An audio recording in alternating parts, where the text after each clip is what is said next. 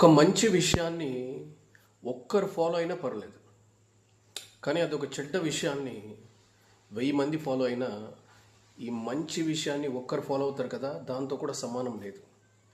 ఎందుకంటే ఆ ఒక్కడు నిన్ను గౌరవిస్తాడు, ఈ 1000 మంది నిన్ను చీదరిస్తారు. సో ఇప్పుడు యూట్యూబ్ కూడా అలాగే ఉంది. నువ్వు చేసే కంటెంట్ కానీ ఏదైనా సరే మంచి విషయాన్ని నువ్వు సమాజానికి ఇచ్చావనుకో, దానికి వచ్చే ఒక్క లైక్ అయినా పర్లేదు, కానీ అనవసరమైన కంటెంట్స్, కుప్పిగంతులు వేసే కంటెంట్స్లో లక్షల వ్యూవర్స్ వచ్చినా వేస్ట్.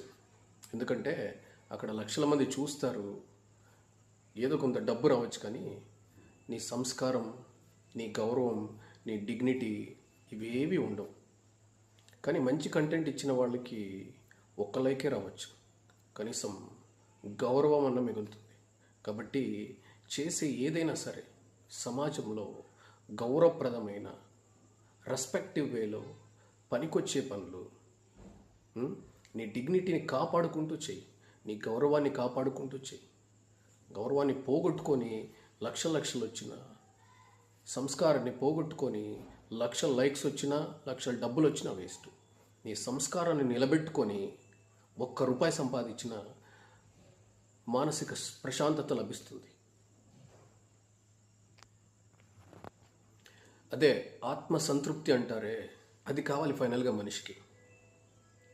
నేను సంపాదిస్తున్నాను, ఇది కరెక్టేనా, నేను చేస్తుంది ఇది కరెక్టేనా, నేను వెళ్తున్న దారి కరెక్టేనా అని మనం మనస్సు మనల్ని క్వశ్చన్ వేసినప్పుడు అక్కడ ఎస్ నేను రైట్ చేస్తున్నానని ఆత్మ సంతృప్తి ఉంది కదా, అది చాలా గొప్పది. అది లేదు అని నీ మనస్సు అన్నది అనుకో, ఎన్ని లక్షలు సంపాదించినా, ఎన్ని లైక్స్ వచ్చినా వృధా.